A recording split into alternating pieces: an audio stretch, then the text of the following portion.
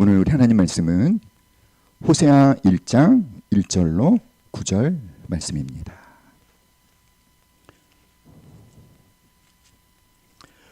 호세아 1장 우리 구약성경 1257페이지 호세아 1장 1절로 9절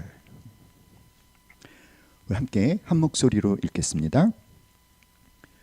다 찾으셨죠? 시작. 우시야와 요담과 아하스와 히스기야가 이어 유다 왕이 된 시대, 곧 요아스의 아들 여로보암이 이스라엘 왕이 된 시대에 부에리의 아들 호세아에게 임한 여호와의 말씀이라. 여호와께서 처음 호세아에게 말씀하실 때 여호와께서 호세아에게 이르시되 너는 가서 음란한 여자를 맞이하여 음란한 자식들을 낳으라. 이 나라가 여호와를 떠나 크게 음란함이니라 하시니, 이에 그가 가서 디블라임의 딸 고멜을 맞이하였더니 고멜이 임신하여 아들을 낳음에 여호와께서 호세아에게 이르시되 그의 이름을 이스라엘이라 하라. 조금 후에 내가 이스라엘의 피를 예후의 집에 갚으며 이스라엘 족속의 나라를 폐할 것임이니라.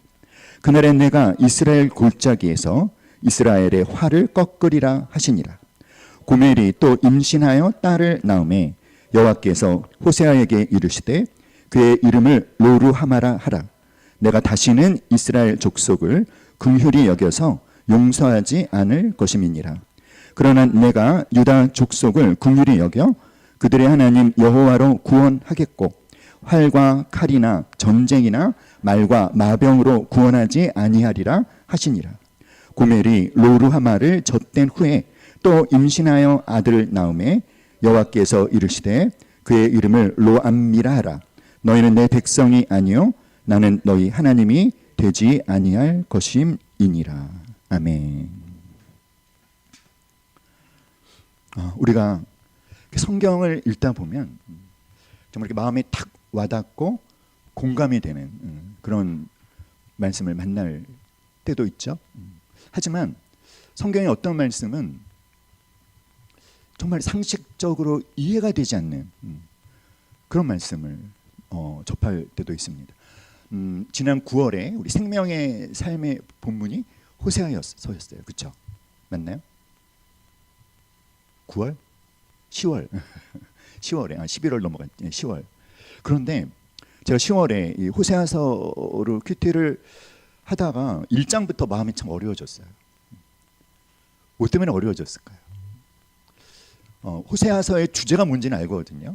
하나님께서 우리를 정말 무조건적으로 사랑하시는 그 음란한 여자 고멜을 계속 아내로 맞이하라고 다시 가서 찾아오라고 하시는 이 호세아서의 주제가 뭔지는 알겠는데, 그런데 호세아를 생각해 봤어요. 아니 호세아는 뭡니까 여러분? 하나님이 당신의 그 무조건적인 사랑을 증거하기 위해서 호세아를 사용하신 거잖아요. 그 호세아는 정말 그런 여자랑 어떻게 결혼을 합니까? 호세아는 그냥 하나님을 위해서 그냥 이용만 당하고 그냥 이렇게 피해만 당하고 희생당하는 그런 호세아인가? 그게 참 마음에 이게 좀 어려워지더라고요. 여러분, 만약에 요즘식으로 얘기하면 호세아가 선지자잖아요. 하나님의 종이지 않습니까? 하나님의 종에게 하나님이 뭘 요구하시는 거예요? 너 가서 음란한 여자랑 결혼해라. 여러분, 여기서 이 음란하다라는 표현이 어떤 표현이냐면 창녀, 매춘부 이런 표현이래요. 그러니까 요즘에 하나님의 종, 만약에 하나님께서 목사님 저에게 뭐라 그러시는 거야? 너 가서 창녀랑 결혼해. 제가 창녀랑 결혼했어요. 그럼 제 목회가 어떻게 되겠습니까? 그럼 누가 그 교회 올까? 말도 안 되는 거 아니에요?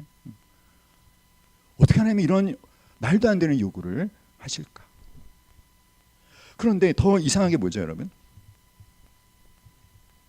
더 이상한 거, 더 이해가 안 되는 거는 호세아가 하나님의 그 이상한 요구에 좀 멍청해 보일 정도로 순종한다는 거예요. 순종할 수 있을까?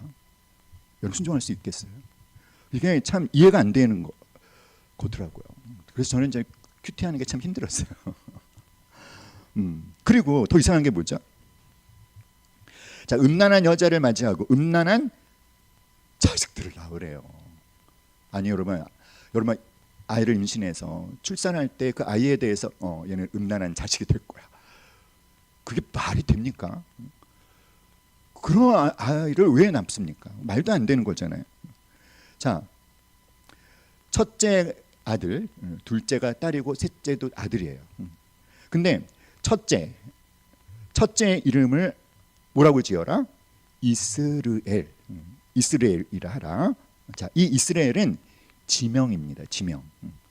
사마리아와 갈릴리 사이에 있는 그 지역을 가리키는 지명인데 왜 하나님이 이런 지명을 그 아들 이름으로 그렇게 지으라고 하셨냐면, 자, 우리 성경에 보면은요 4절에 이렇게 말씀하시는 게 있어요. 이스라엘과 예후를 연관시키십니다. 우리 4절 성경을 보고 한번 읽어볼까요? 시작. 여호와께서 호세아에게 이르시되 그의 이름을 이스라엘이라 하라. 조금 후에 내가 이스라엘의 피를 예후의 집에 갚으며 이스라엘 족속의 나라를 폐할 것임이니라. 자, 이스라엘과 누구를 연관시키죠? 예후를. 자, 조금 후에 내가 이스라엘의 피를 예후의 집에 갚으며 이스라엘 족속의 나라를 어떻게 하시겠다? 폐하신다. 이 예후가 어떤 사람이냐면 쿠데타를 일으켜서 당시 권력을 가지고 있던 아합 왕을 비롯한 아모리 왕가 사람들을 대략 학살했던 인물입니다. 그 대량 학살이 일어난 곳이 바로 이스라엘이에요.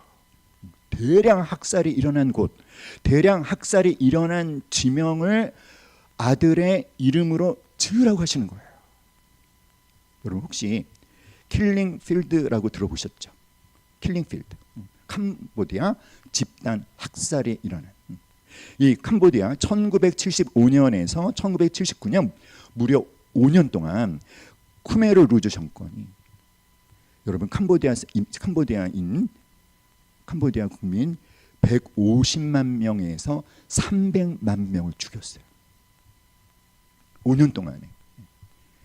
나중에 자, 이 쿠메르 루즈가 실각하고 그 집단 학살이 끝났는데 2만 개가 넘는 집단 매장지가 발굴이 됐어요. 2만 개가 넘는 발굴을 하니까 사람들의 죽은 시체가 가득한 거죠. 그 2만 개가 넘는 집단 매장지를 뭐라고 불렀다? 킬링 필드. 그래서 하나님 뭐라고 하신 호세아에게 네가 첫째 아들을 낳을 거야. 아들을 이름을 뭐라고 지어? 킬링 필드. 집단 학살지. 이게 도대체 무슨 말입니까? 왜 하나님 이러시는 거죠? 자, 굉장히 난감한 요구인데, 자, 둘째를 낳았어. 딸입니다. 이름을 뭐라고 지어라? 루하마. 따라합시다. 루하마. 이 루하마라는 이름은 참 좋은 뜻이에요. 어떤 뜻이냐면 긍휼, 자비 이런 뜻입니다. 근데 앞에 이 로라는 말은 부정어예요. 부정어. 그러니까 로루하마라고 하는 것은 무엇입니까? 긍휼을 받지 못하는 사람, 자비를 받지 못하는 사람. 하나님께서 긍휼을 베풀지 않으시겠다. 누구에게? 이스라엘에게. 그럼 어떤 하나님의 이스라엘 백성들에게 하실 일들을 호세아의 자식들을 통해서 말해주시는 것입니다. 호세아는 뭐냐 이거예요. 여러분 어떻게 하나님께 사용되고 싶어요? 저는 그런 것 같습니다. 제가 희생해서 어떤 하나님의 영광을 나타내는 건 좋아요. 하지만 제 가족이 막 이렇게 어려워지는 거 참 싫거든요. 솔직히 말씀드려서. 그런데 아들을 낳으면 이스라엘, 딸을 낳으면 로루하마, 셋째를 낳았죠. 셋째 이름이 뭐죠, 여러분? 로암미. 암미는 어떤 뜻이냐면 백성. 근데 앞에 로가 붙으면 뭡니까? 백성이 아니다. 내 백성이 아니다. 누가? 이스라엘 백성은 내 백성이 아니다. 음란한 여자와 가서 결혼하고 자식들을 낳는데 이 셋 다 이름이 한마디로 말해서 어떻게 표현하겠어요, 여러분? 해괴망측하잖아요. 왜 하나님 이런 이상한 요구를 하시죠? 이 하나님의 이상한 요구에 대해서 참 긍정적인 답을 찾는 것이 쉽지 않습니다. 여러분 우리가 그럴 때가 있지 않습니까? 하나님의 뜻이 이해가 되지 않을 때가 있어요. 이렇게 생각해보고 저렇게도 생각해보고 기도도 해보고 그러지만 도무지 납득이 되지 않을 때가 있습니다. 왜 그런 일들을 허락하시는지. 특별히 여러분 이 호세아, 그래서 이 호세아서에 대해서 많은 학자들이 여러 가지 주장을 했어요. 자, 어떤 주장을 했냐면 따라합시다. 상징설이 뭐냐면 실제로 호세아가 음란한 여자와 결혼한 것이 아니라 실제가 아니라 환상이나 계시로 주신 말씀이지 실제 일어난 사건이 아니다. 무슨 설? 상징설. 그런데 여러분 그렇지 않아요. 이 주장은 받아들일 수 있습니까? 없습니까? 받아들일 수 없어요. 왜요? 호세아는 실제로 고멜과 결혼했고 아들과 딸들을 낳았거든요. 환상이나 계시가 아닙니다. 자, 둘째는 따라합시다. 영적 음녀설. 시작. 영적 음녀설이 뭘까요? 실제로 고멜이 음란한 여자가 아니라 우상을 숭배하는 자였는데 우리가 하나님 말고 우상을 숭배하는 것을 뭐라고 표현합니까? 영적 간음을 한다 이렇게 표현하잖아요. 그래서 고멜이 실제로 음란한 그런 여자가 아니라 하나님이 아닌 우상 숭배를 한 것을 이렇게 비유적으로 이야기로 만든 것이다. 그래서 영적 음녀설 동의가 됩니까, 여러분? 아니에요. 호세아 사건은 실제 호세아에게 일어난 사건입니다. 실제로 고멜은요 외간 남자로 바람을 폈어요. 살림을 차렸어요. 영적 간음이 아니에요. 자, 세 번째 주장이 또 어떤 게 있냐면 이 주장이 굉장히 많은데 세 가지만 말씀을 드리면 세 번째가 뭐냐면 따라합시다. 결혼 후 음녀설. 결혼 후 음녀설이 뭘까요? 고멜이 신혼 초부터 그렇게 음란한 여자가 아니었다는 겁니다. 결혼을 하고 나서 세월이 가면서 이 여자가 좀 이상해져가지고 바람을 피우고 막 외간 남자를 찾아가고 막 살림을 차리고 이랬다는 거예요. 그래서 호세아가 그게 너무 마음이 아프고 고통스러워하다가 그 가운데 뭔가 하나님에 관한 메시지를 깨달았다. 고개를 끄덕이시면 안 돼요. 이 대목에서 그러시면 안 돼요. 자, 여러분 1장 2절을 한번 보세요. 1장 2절 읽어봅시다. 여호와께서 처음 호세아에게 말씀하실 때 여호와께서 호세아에게 이르시되 너는 가서 음란한 여자를 맞이하여 음란한 자식들을 낳으라. 거기까지. 여기 보면 하나님이 이렇게 말씀하지 않았죠? 너는 가서 장차 음란해질 여자를 아내로 맞으라고 하셨어요? 그냥 음란한 현재적으로 뭐한 음란한 앞으로 음란해질 그런 여자가 아니라 그러니까 이 결혼 후 음녀설도 받아들일 수가 없는 거죠. 그랬더니 어떤 교수님이 뭐라고 그러셨는지 아세요? 왜 이렇게 많은 학자들이 이 호세아서에 대해서 뭐 상징설이니 영적 음녀설이니 결혼 후 음녀설이니 왜 이런 것들을 주장할까? 그 이유가 뭘까요, 여러분? 왜냐하면 사람들의 속성을 너무나 잘 알고 있다는 거예요. 어떤 속성? 우리 얘기죠, 우리 얘기. 우리가 어떻습니까, 여러분? 내 머리로 이해가 되지 않으면 움직이지 않는.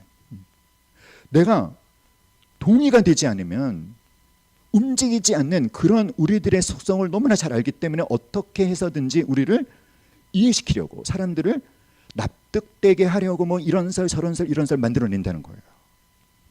그래 안 그래요, 여러분? 그래서 그 교수님이 뭐라 그랬냐면 토달지 말고 성경 그대로 믿어라. 호세아는 실제로 하나님의 이 말도 안 되는 이 이상한 요구에 정말 멍청하게 순종한 사람이다. 하나님 여러분 어떻습니까? 여러분은 여러분 머리로 납득이 안 되면 머리로 이해가 되지 않으면 동의가 안 돼도 순종하십니까? 아니면 하나님 앞에 나가서 하나님 저를 좀 납득되게 해주세요 라고 떼쓰시는 않으시나요? 사랑하는 여러분, 마리아를 한번 생각해 볼까요? 마리아가 이르되 주의 여정이오니 말씀대로 내게 이루어지이다 하매 이 말씀대로 내게 이루어진다는 게 지금 마리아가 뭘 받아들인 거죠? 아들을 낳아라. 마리아가 지금 요셉과 정혼한 상태인데 약혼하고 아직 결혼식도 안 올리고 남자 동침하지도 않은 처녀에게 그 처녀의 몸에서 예수를 태어나게 하겠다.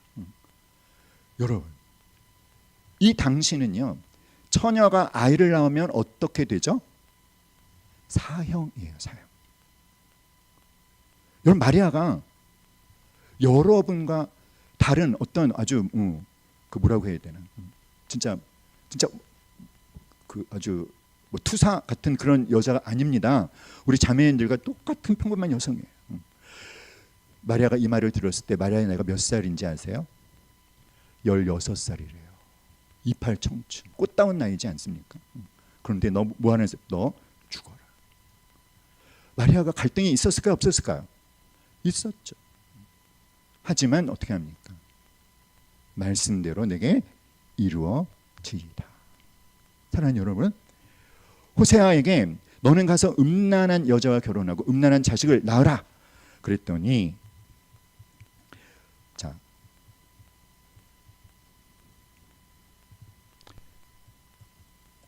네, 3절이 없군요. 3절 읽어봅시다. 3절 시작. 이에 그가 가서 디블라임의 딸 고멜을 맞이하였더니 고멜이 임신하여 아들을 낳음에, 이에라는 표현이 있죠. 따라합시다. 이에. 이게 무슨 뜻이냐면 망설임 없이, 토달지 않고 망설임 없이 그냥 하나님의 요청에 순종했다는 거예요. 호세아는 잔머리를 굴리지 않았다는 거예요. 호세아는 하나님 저를 좀 납득되게 해주세요, 이런 자세를 갖지 않았다는 것입니다. 그대로 수용했다는 거예요. 우리가 이 부분을 깊이 묵상해 볼 필요가 있습니다.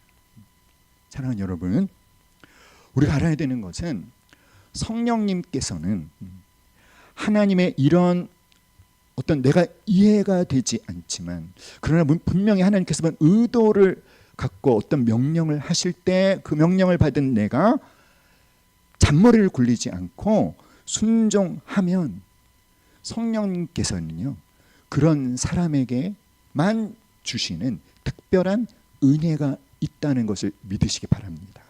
이것을 뭐라고 얘기할까요? 따라합시다. 순종의 신비. 순종의 신비. 순종의 신비. 사랑하는 여러분, 오늘 말씀 제목이 뭐죠? 믿음이 더 깊어지려면. 어떻게 하면 우리의 믿음이 더 깊어질 수 있을까요? 저와 여러분이 순종의 신비를 경험하게 되면. 순종의 신비를 경험한다는 게 뭐죠? 내 머리로 이해되지 않지만, 납득이 되지 않지만, 동의가 되지 않지만 하나님이 요청하시는 거니까, 하나님이 원하시는 것이니까 순종할 때, 그런데 놀라운 하나님의 은혜가 있다는 거예요. 그걸 여러분 더도 말고 덜도 말고 한 번만 경험해 보십시오. 한 번만 경험하면요, 그 다음에 또 경험해 보고 싶어요. 그럼 그 다음에 또 말도 안 되는 하나님의 요청에 또 뭐 할 수 있습니까? 용기를 내서 순종할 수 있는 것입니다. 할렐루야. 사랑하는 여러분, 그래서 우리가 이 호세아서의 말씀을 통해서 우리가 첫 번째로 받아야 되는 도전이 뭐냐면, 다 같이 시작. 내 생각의 한계를 뛰어넘어라. 내 생각의 한계를 깨뜨리라는 거예요. 사랑하는 여러분, 같은 선지자인데 하나님의 말씀에 불순종해서 도망친 대표적인 선지자 누굽니까? 요놈의 나, 요나잖아요. 요나. 자, 하나님께 요나에게 말씀하셨어요. 너는 일어나 저 큰 성읍 니느웨로 가서 그것을 향하여 외치라. 그 악독이 내 앞에 상달되었음이니라. 하나님께서 요나에게 아주 포악한 그 아수르 사람, 아수르의 수도가 니느웨지 않습니까? 그들에게 하나님의 말씀을 전하라는 거예요. 그 악한 사람들에게 말씀을 전하는 것도 결코 순종하기 쉬운 명령은 아니죠. 하지만 어때요? 호세아에게 하나님이 하신 명령과 비교해 보면 이거는 뭐 떡먹기 아니겠습니까? 그런데 요나는 불순종합니다.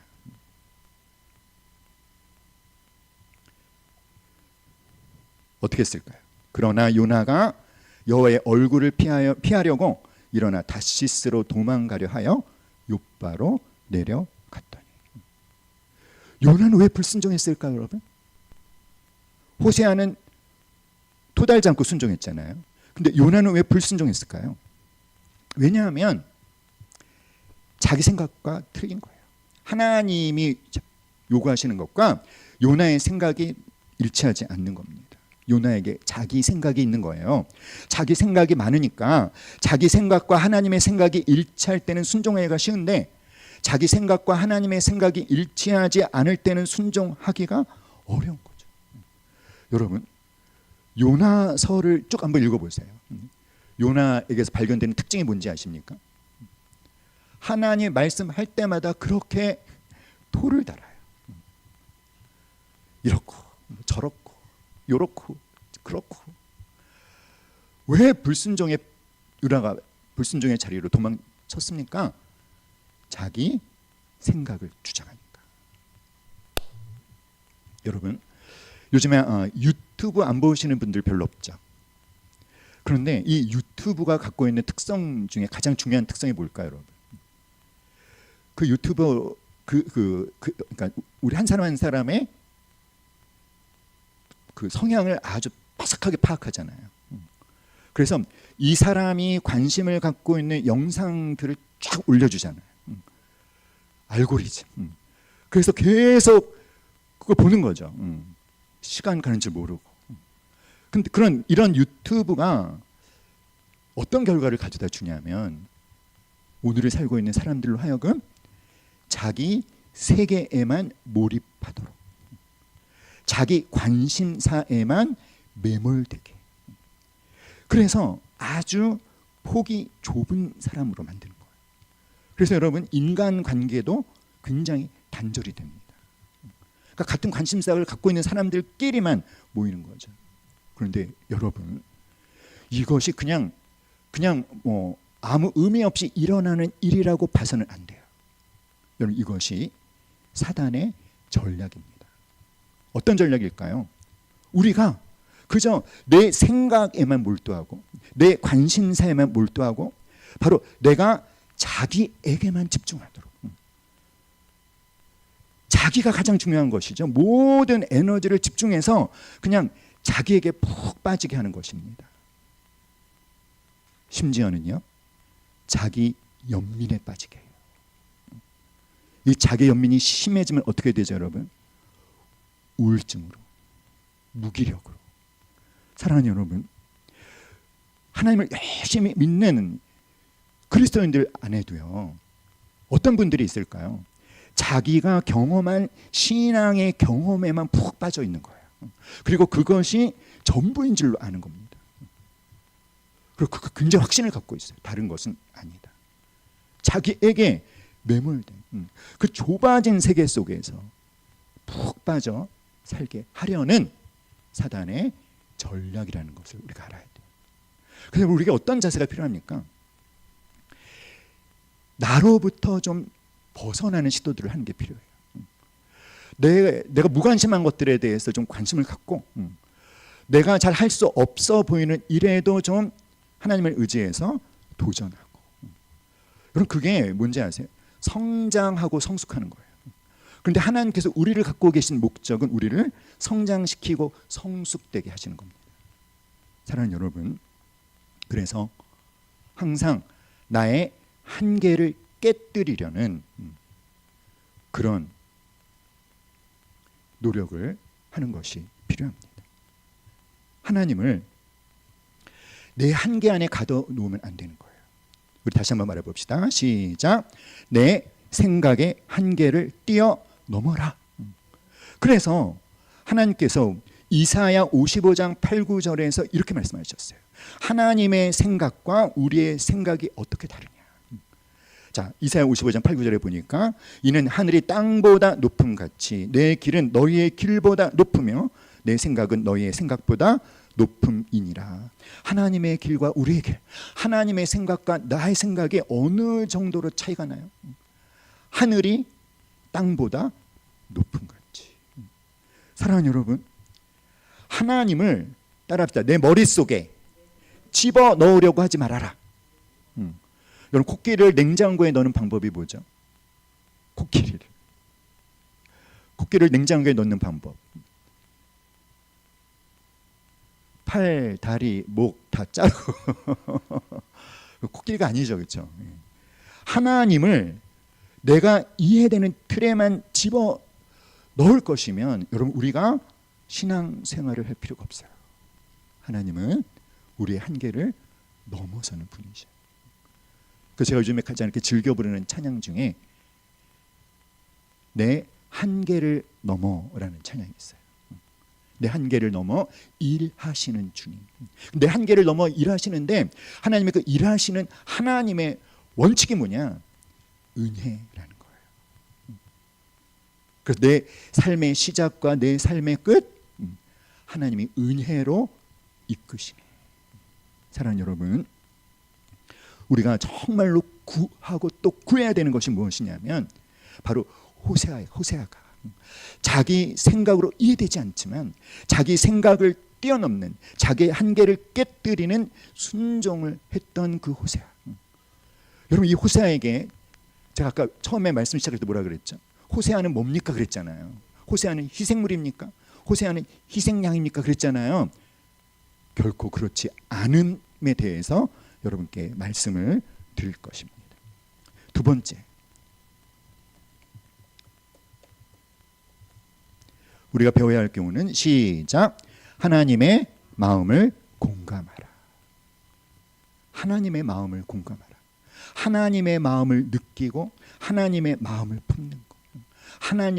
하나님의 눈에서 흐르는 눈물을 보고 하나님의 탄식하는 소리를 듣고 우리도 함께 하나님이 탄식하고 계신 현실에 대해서 눈물 흘리며 탄식하며 하나님의 마음을 품고 하나님의 마음에 공감하기를 하나님 호세아에게 원하시고 또 오늘의 우리에게 요청하시는 거예요.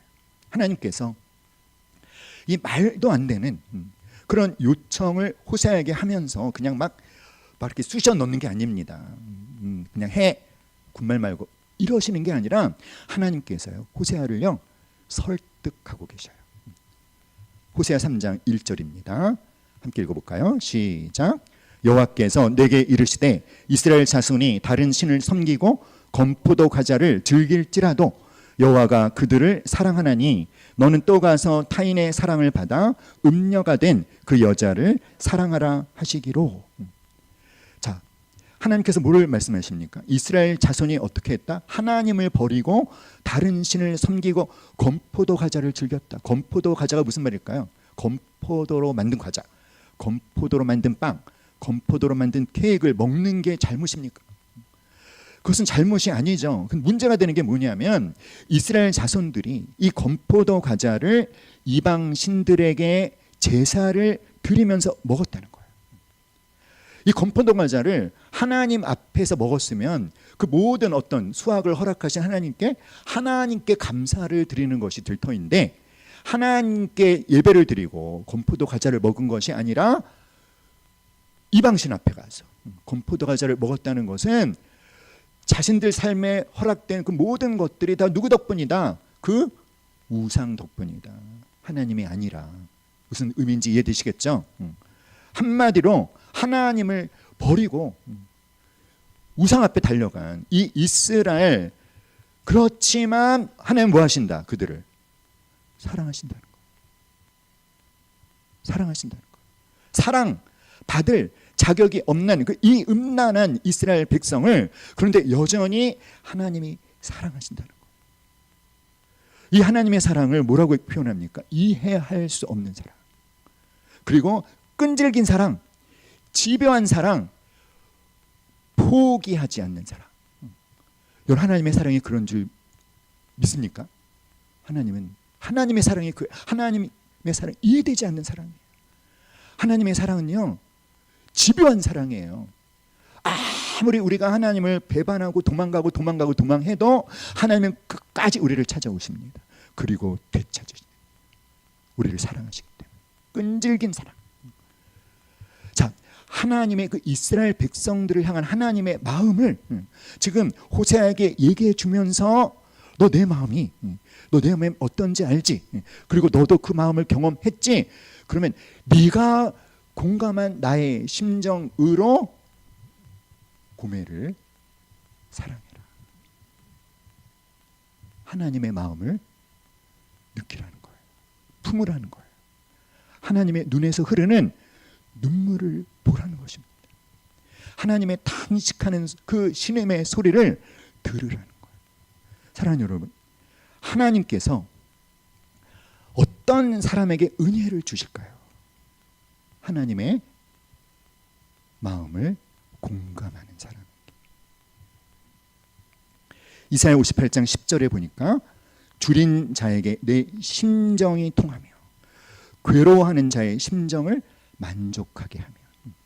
여기 이 심정이라는 단어가 나오지 않습니까, 여러분? 이 심정이라는 단어가 그냥 마음이라는 뜻인데 어떤 마음의 감정. 근데 그보다도 좀 뭔가 이렇게 우리 마음에 와닿지 않습니까?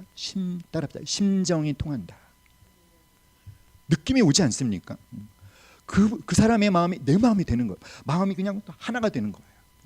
근데 줄인 자에게 심정이 통한다는 건 뭐죠?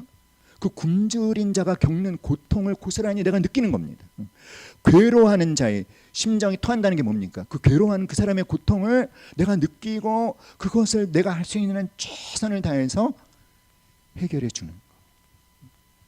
그럼 이게 심정이 통하는 거잖아요. 근데 하나님은 호세아에게 뭘 요구하시는 겁니까? 하나님의 당신의 백성을 향한 하나님의 심정과 호세아의 마음이 통하기를. 오프라 윈프리가 쓴 자서전에서 이것이 사명이다 라는 말을 한 부분들이 나오는데요. 이렇게 얘기했어요. 함께 읽어봅시다. 시작. 남보다 더 많이 가졌다는 것은 축복일 뿐만 아니라 사명이다. 남보다 아파하는 것은 고통이 아니라 사명이다. 남보다 가슴 설레는 것은 망상이 아니라 사명이다. 하나님께서 부담감을 주시는 것이 바로 사명이다. 여러분, 남보다 아파한다는 게 뭐죠? 여러분, 이게 심정이 통하는 거잖아요. 남보다 가슴 설레인다는 것이 무엇입니까? 이게 심정이 통하는 거죠. 하나님이 주시는 부담감을 느낀다. 하나님의 마음과 심정이 통하는 거예요. 사랑하는 여러분, 그래서 우리가 하나님의 마음의 심정이 통하면 우리가 하나님께 순종할 때 그냥 기계적으로 순종하는 것이 아니라 정말 열정을 갖고 순종합니다. 왜냐하면 누구의 마음을 알기 때문에? 하나님의 마음을 알기 때문에. 이 타락한 시대를 향한 하나님의 눈물, 하나님의 탄식, 하나님의 마음을 알기를 하나님이 원하시는 것입니다. 오늘이 어떤 날이죠, 여러분? 200만 명 연합 예배 드리려고 광화문에 다 모이는 그런 날이잖아요. 하나님이 원하시는 것이 무엇일까요? 이 타락한 시대, 그 끔찍한 하나님 앞에 배도하는 사람, 이 배도의 물결이 전 세계를 지금 다 휩쓸고 있지 않습니까? 이 시대를 보면서 하나님의 눈물을 하나님이 보기를 원하시는 거죠. 하나님의 탄식의 소리를 듣기 원하시는 거죠. 그런데 하나님이 뭐라고 말씀하십니까? 사랑하신다는 거예요. 그러니까 우리가 정죄만 해서는 안 돼요. 그들이 뭐가 문제인지만 얘기해서는 안 되고, 왜 공격받습니까? 동성애라는 죄는 분명히 혐오스러운 것입니다. 하지만 죄인은 하나님이 뭐 하신다? 사랑하신다는 거예요. 그런데 우리는 혹시 정죄만 하고 있는 것은 아닌지, 하나님의 그들을 향한 사랑의 마음을 품지 못하고 있는 건 아닌지, 그들을 보면서 흘리고 계시는 하나님의 눈물을 보지 못하고 있는 건 아닌지. 지난 금요기도회 때 느헤미야에 대한 말씀을 나눴어요. 느헤미야는 페르시아에서 태어난 사람, 유다가 바벨론에 멸망할 때 태어나지도 않은 이 느헤미야가 유다가 하나님의 심판을 받아 바벨론에 멸망하게 만든 이 유다 백성의 그 조상들의 죄를 나의 죄로 고백하며 하나님 앞에 회개하는 그 말씀을 함께 나누고, 하나님 앞에 배도한 자들을 정죄할 것이 아니라 하나님의 백성들이, 그들을 대신해서 뭐 할 때? 회개할 때 하나님께서 이 땅을 고쳐 주실 것이다. 사랑하는 여러분, 하나님께서 호세아가 그 고멜을 아내로 맞아들이라고 하면서 하나님은 하나님의 당신의 백성을 향한 마음을 열어 보여주고 계시는 것입니다. 여러분, 우리가 그 하나님의 심정을 통하는 자들이 될 수 있기를 간절히 기도합니다. 따라합니다. 하나님의 눈물을 보고 탄식의 소리를 듣고 하나님의 마음을 느끼고 하나님의 마음을 품고 그 마음이 움직이는 대로 행동하자. 할렐루야. 아멘. 호세아서 4장 6절에 보니까 이렇게 말씀했어요. 다 같이 시작. 내 백성이 지식이 없으므로 망하는도다. 여기서 이 지식이라고 하는 것이 히브리어로 야다라는 단어인데요, 알이라는 뜻입니다. 그런데 이 히브리어에서 안다라고 하는 것은 어떻게 아는 거냐면 아내와 남편이 부부관계를 포함한 서로에 대한 깊은 사랑으로 서로를 터치하고 거기서 느끼는 친밀감을 통해서 서로를 알아가는, 바로 그것이 야다예요. 내 백성이 지식이 없음으로 망하는도다. 그랬더니 어떤 분은 성경 공부 열심히 해야 되겠다. 물론 우리가 성경 공부 열심히 해야 되겠죠. 그런데 이 말은 그것이 아니라 하나님의 마음을 이 백성이 알지 못하기 때문에 결과가 어떻게 될 것이다? 망하게 된다는 거예요. 너무 엄중한 경고의 말씀입니다. 사랑하는 여러분, 여러분이 예배를 드리며 하나님의 말씀을 들을 때에도, 개인적으로 큐티를 할 때에도 여러분 그저 그 말씀을 그냥 머리에만 간직하려고 하지 마세요. 중요한 건 뭐죠? 하나님의 마음을 느끼는 것입니다. 하나님의 마음을 보는 것입니다. 그 하나님의 마음과 우리의 마음이 하나가 될 때 여러분, 그 사람은요 마치 여름의 얼음 냉수처럼 하나님의 마음을 시원케 해드리는 사람이 될 수밖에 없는 겁니다. 저와 여러분이 그렇게 될 수 있기를 간절히 기도합니다. 배워야 할 교훈, 첫 번째 뭐라고 했죠? 내 생각의 한계를 깨뜨려라. 두 번째, 하나님의 마음을 느끼고 품어라. 세 번째, 하나님의 마음으로 이웃을 품어라. 여기서 말하는 이웃이 누구죠? 호세아에게는 고멜입니다. 그 여러분의 고멜은 누굽니까? 도저히 내가 품을 수 없는, 불가능한, 품기 싫어요. 없어졌으면 좋겠어요. 내 인명사전에서 그냥 지워버렸으면 좋겠어요. 다시는 안 만났으면 좋겠어요. 하나님이 나를 쏙 꺼내서 그런 사람 없는 곳에 탁 놔주셨으면 좋겠어요. 그런데 하나님 그것을 그냥 두십니다. 그 사람들과 만나게 하십니다. 관계가 이어지게 하십니다. 왜죠?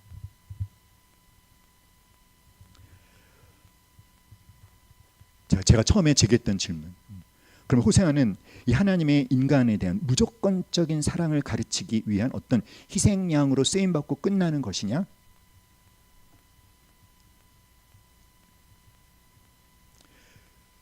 이사야서가 이스라엘 백성을 향한 하나님의 심판의 메시지로 가득 찬 책이지만, 그런데 이사야 40장 1절에 하나님이 이렇게 말씀하십니다.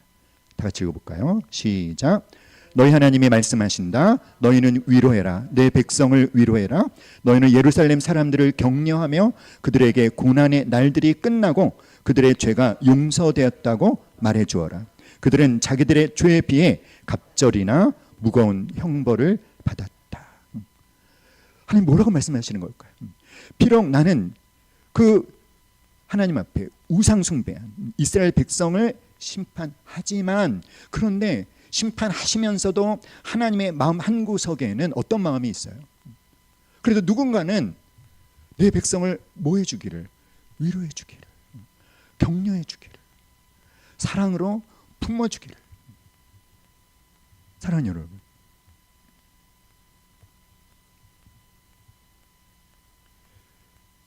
쉽습니까? 쉬워요? 여러분에게 있는 고멜과 같은 사람을 하나님의 마음을 내가 통했어요. 하지만 그 하나님의 마음으로 그냥 무조건적으로 그를 용납하고 받아주는 것이 쉬워요, 어려워요? 어려워요. 사실은 저는 늘 그렇게 말합니다. 따랍다. 어렵거나 힘든 것이 아니라 내 힘으로는 불가능하다. 동의하십니까, 여러분? 내 힘으로는 불가능해요.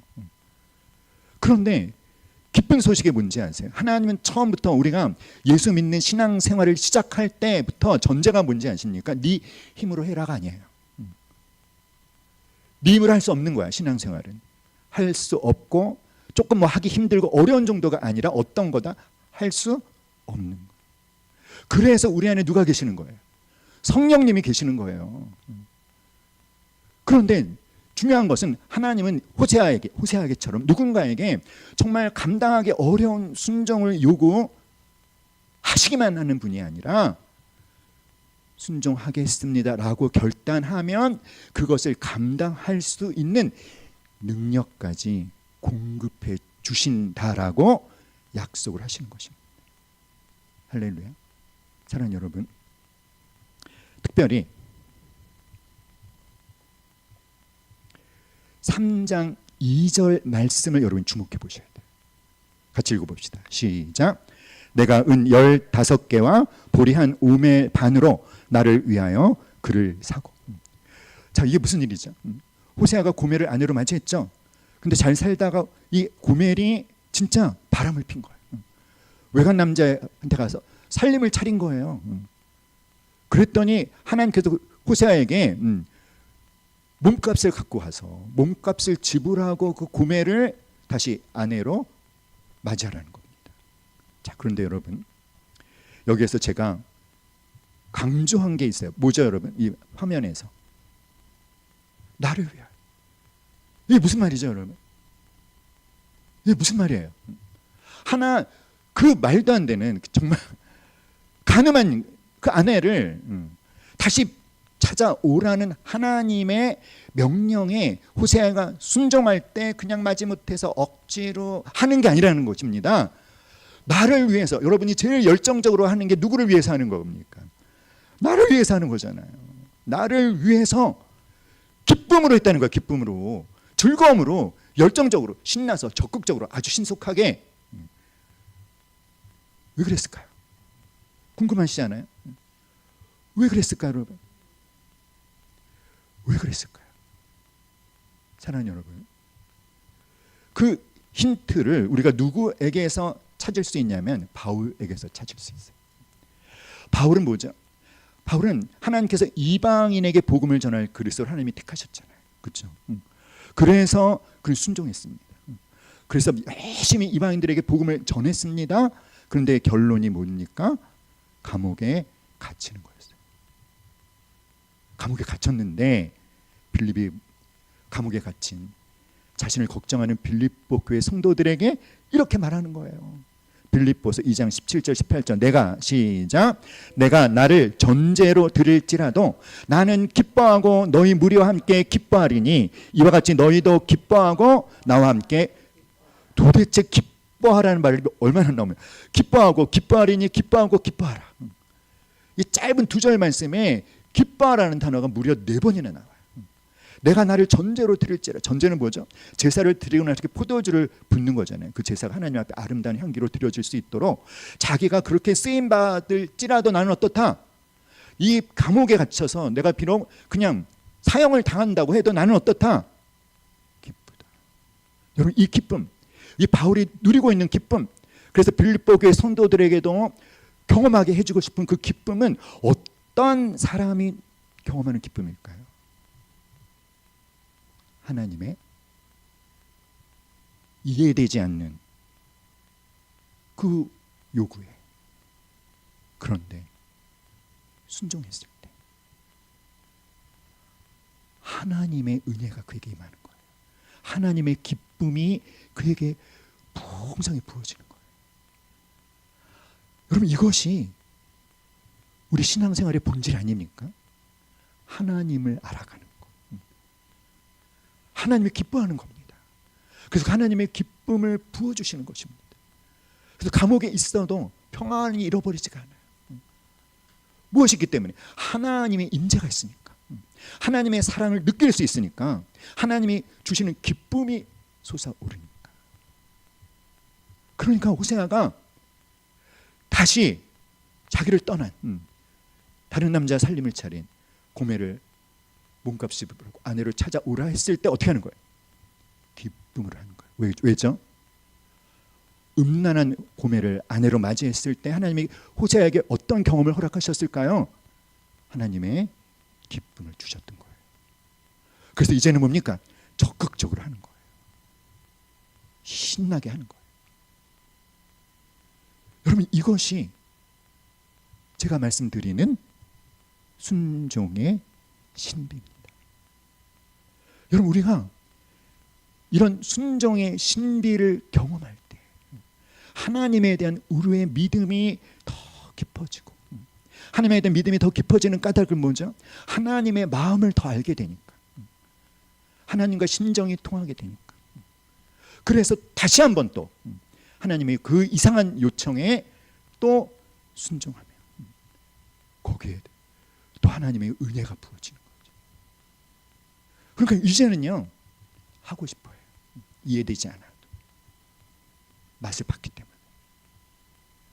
할렐루야. 사랑하는 여러분, 하지만 어려워요. 쉽지 않습니다. 제가 말씀드렸죠. 어렵거나 쉬운 것이 아니라 어떤 것이다?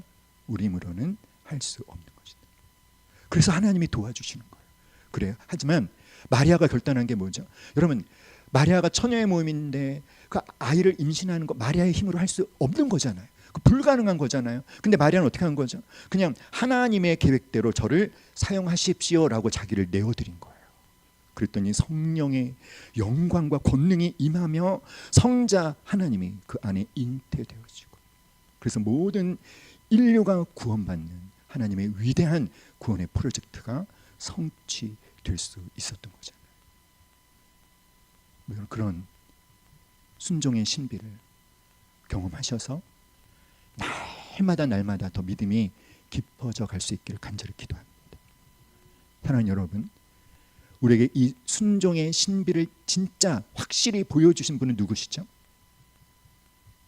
예수님이세요. 그렇죠, 여러분? 예수님도 어떠셨어요? 할 수만 있으면 이 잔을 내게서 옮겨 주시옵소서. 그러나 나의 원대로 마옵시고 아버지의 원대로 하옵소서. 죽기까지 복종하셨을 때 하나님께서 그를 죽은 자 가운데 내버려 두지 아니하시고 다시 살려내시고 모든 이름 위에 뛰어난 이름 되게 해주셨습니다. 우리는 예수님의 제자입니다. 우리는 예수님의 뒤를 그대로 따라가는 사람들입니다. 그것은 고난의 길이지만 그러나 장래에는 영광이 기다리고 있습니다. 아멘. 이 땅에서의 고난과 하나님 나라에서 누릴 영광 어떻다고요? 좋게 비교할 수 없도다.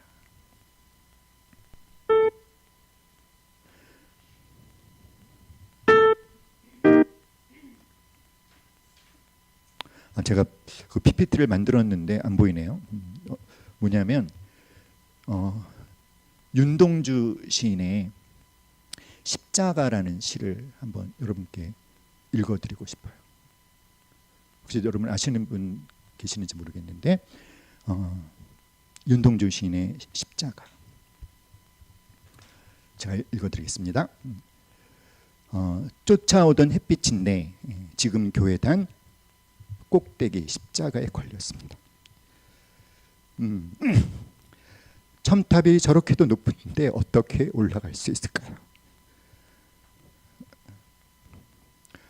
종소리도 들려오지 않는데 휘파람이나 불며 서성거리다가 이 대목이 너무 마음에 와닿았어요. 괴로웠던 사나이 행복한 예수 그리스도. 괴로웠던 사나이 그러나 행복한 예수 그리스도에게처럼 십자가가 허락된다면 모가지를 들이고 꽃처럼 피어나는 피를 어두워가는 하늘 밑에 조용히 흘리겠습니다. 괴롭지만 행복한 예수님처럼 그 십자가의 길을 걸어가는 저와 여러분 될 수 있기를 간절히 기도합니다.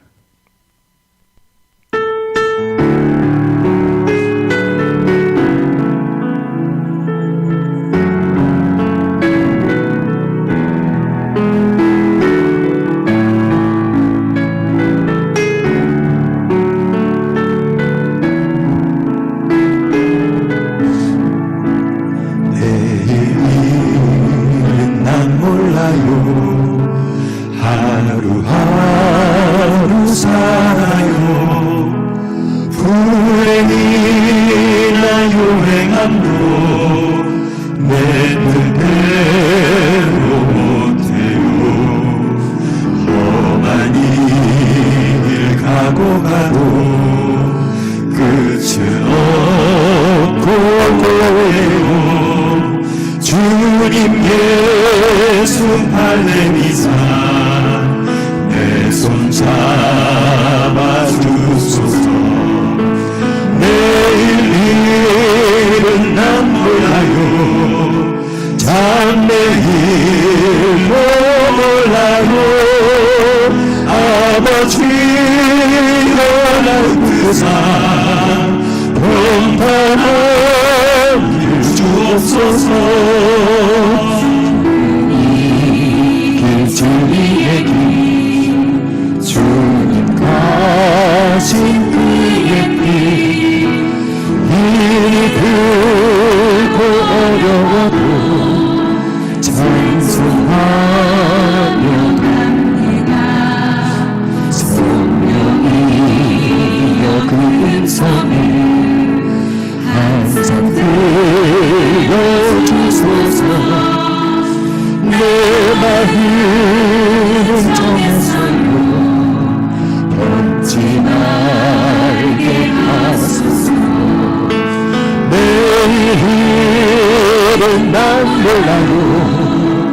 장래일도 몰라요.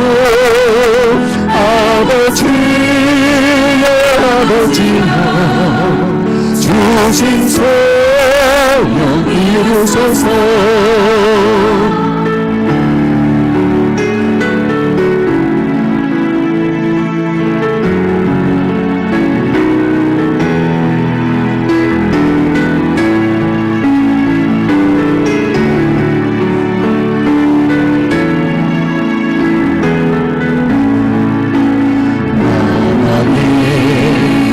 예수께서 이 세상에 오셔서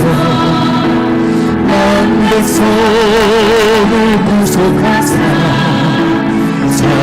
창조주가 되시네. 순교자의 복을 받아 나의 믿음 지키고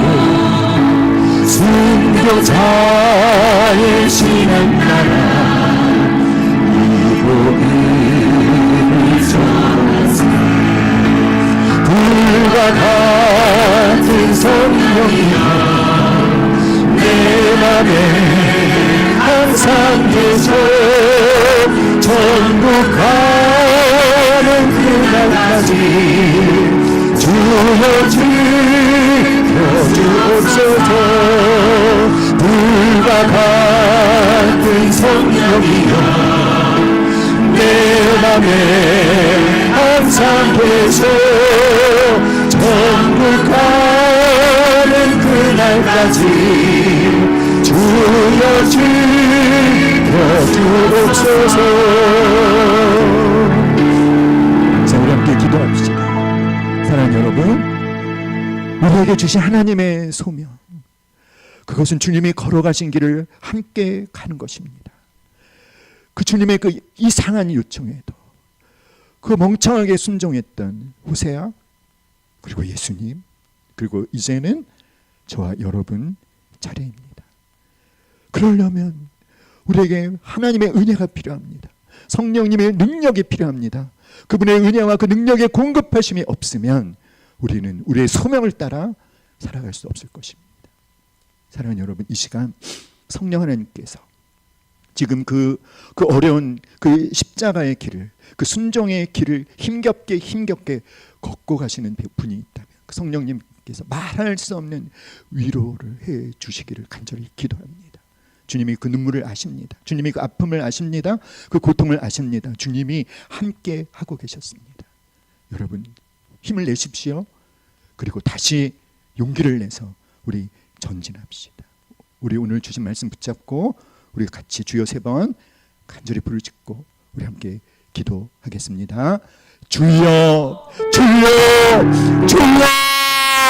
할렐루야. 사랑하는 아버지 하나님 아버지, 그렇습니다. 호세아는 그저 하나님의 그 이해되지 않는 그 놀라운 그 무조건적인 사랑을 증거하기 위한 도구로 그냥 쓰임받고 희생양으로 그렇게 맞춰진 사람이 결코 아니라 하나님 아버지, 그에게는 하나님의 놀라운 은혜가 있었습니다.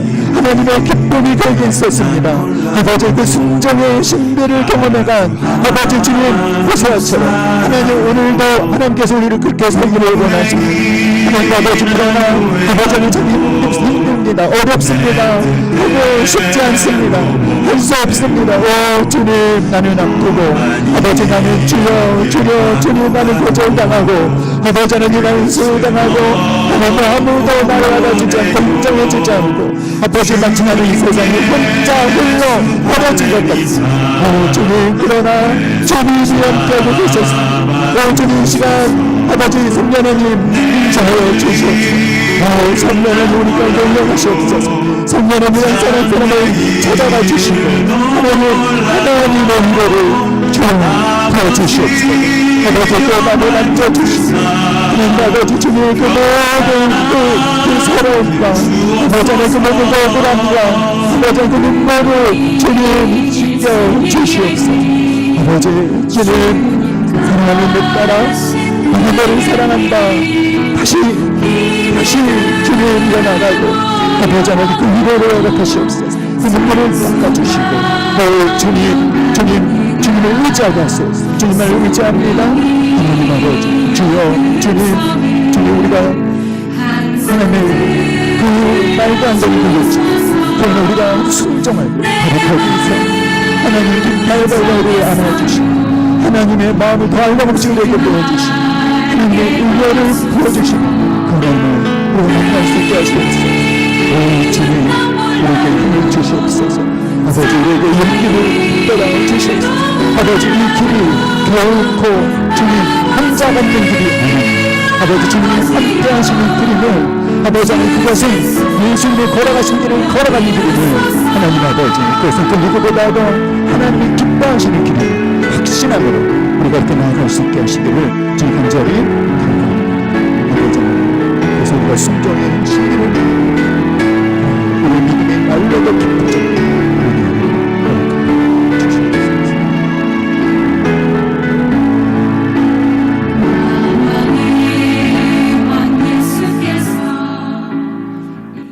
사랑과 은혜가 풍성하신 하나님, 오늘 우리에게 주신 이 말씀이 우리 삶에 온전히 녹아져 내 삶의 현장에서 하나님의 심정을 공감하며 그 하나님의 심정에 공감한 그 공감으로 주님, 내 옆에 있는 고멜과 같은 자를 하나님의 사랑으로 사랑할 수 있도록 성령 하나님, 우리에게 힘 주시고 능력 주시고 그 순종의 자리에서 오 하나님, 두 팔 벌려 우리를 안아주시는 하나님의 기쁨을 쏟아 부어주시는 그 하나님을 경험하게 하여 주시옵소서. 감사드리며 예수님의 이름으로 기도하옵나이다. 아멘.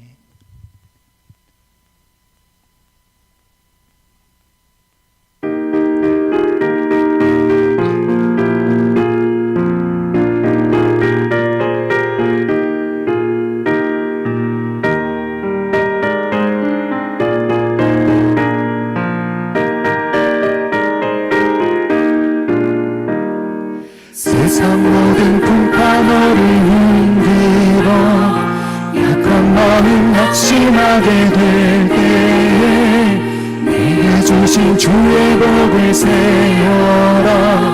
주 주의 크신 본을 내가 알리라. 가슴 새로 보아라. 크신 본